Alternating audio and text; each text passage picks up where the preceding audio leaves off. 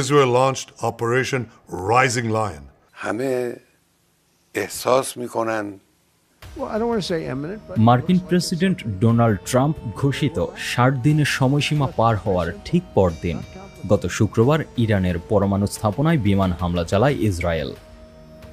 সদ্য ইরানের পারমাণবিক ও সামরিক স্থাপনাকে মূল লক্ষ্যবস্তু করে কয়েক দফা হামলা চালিয়েছে ইসরায়েল। এই হামলায় ইরানের সশস্ত্র বাহিনীর প্রধান মেজর জেনারেল মোহাম্মদ বাঘেরি, রেভলিউশনারি গার্ডের কমান্ডার হোসেন সালামি সহ বেশ কয়েকজন শীর্ষ সামরিক কর্মকর্তা এবং অন্তত ৬ জন পরমাণু বিজ্ঞানীর মৃত্যুর খবর নিশ্চিত করেছে তেহরান। এই আক্রমণের মূল লক্ষ্য ছিল ইরানের ইস্পাহানে অবস্থিত একটি অত্যাধুনিক পারমাণবিক গবেষণা কেন্দ্র। ইসরায়েলের এই উস্কানিমূলক হামলার জবাবে পাল্টা ক্ষেপণাস্ত্র হামলা চালিয়েছে ইরান। শনিবার প্রথম প্রহরে ইরান এই হামলা চালিয়েছে। ইসরায়েলকে লক্ষ্য করে কয়েক দফায় প্রায় ১০০-র বেশি হাইপারসোনিক ও ব্যালিস্টিক ক্ষেপণাস্ত্র হামলা করেছে ইরান। ইসরায়েলের সশস্ত্র বাহিনীর মুখপাত্র অবিয়াজ আদ্রাই এ তথ্য নিশ্চিত করেছেন। তেল আবিবের আকাশ ছেয়ে গিয়েছে কালো ধোঁয়া ও রকেটের ঝলকে। ইরানে এমন উদ্বেগজনক হামলার মূল কারণ খুঁজেছে ২১ টেলিভিশনের বিশ্লেষণ দল।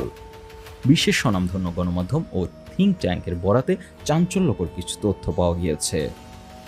গত ৩ দিন আগের একটি বিশেষ ঘটনার দিকে তাকালে দেখা যায় ইসরায়েলের প্রধানমন্ত্রী বেনিয়ামিন নেতানিয়াহুর সরকার পার্লামেন্ট ভেঙে যাওয়ার হাত থেকে অল্পের জন্য রক্ষা পেয়েছে। পরে ধূর্ত নেতানিয়াহু অতি অর্থোডক্স ইহুদিদের জন্য বাধ্যতামূলক সামরিক সেবার প্রস্তাব পুনর্বিবেচনার বাহানা দিয়ে পার্লামেন্ট ভেঙে যাওয়ার হাত থেকে অল্পের জন্য রক্ষা পান।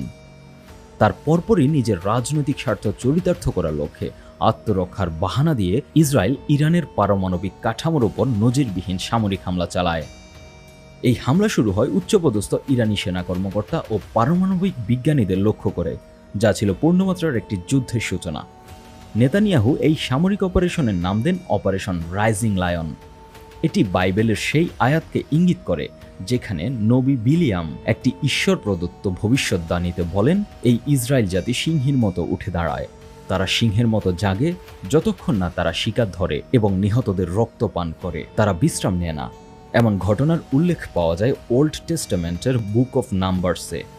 এদিকে ইসরায়েলকে এই সিংহের সঙ্গে তুলনা করা থেকে নেতানিয়াহু এই অভিযানের নাম দিয়েছেন অপারেশন রাইজিং লায়ন।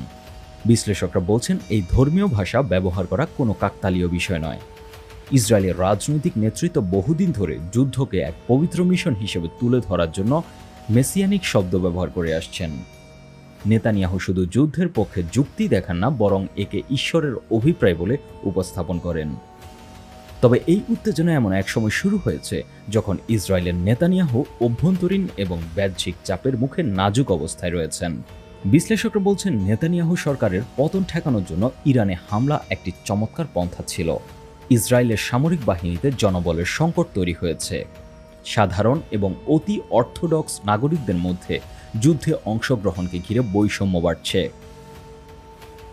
এদিকে হামাসের সঙ্গে বন্দি বিনিময়ের আলোচনা থমকে আছে। এখন যখন ইরানের বিরুদ্ধে যুদ্ধ শুরু হয়েছে, তখন গাজায় নৃশংসতা বন্ধ কিংবা হামাসের বন্দি উদ্ধার, এই দুটি ইস্যুই যেন গৌণ হয়ে পড়েছে। এছাড়া আন্তর্জাতিক মহলে ইসরায়েল ক্রমাগত একঘরে হয়ে পড়ছিল। নেতানিয়াহু ও সাবেক প্রতিরক্ষা মন্ত্রী ইয়াওভ গালান্টের বিরুদ্ধে আন্তর্জাতিক গ্রেপ্তারি পরোয়ানা জারি হলেও তেল আবিব সবকিছু ঝুঁকিতে ফেলে ইরানে পূর্ণাঙ্গ হামলা চালিয়েছে।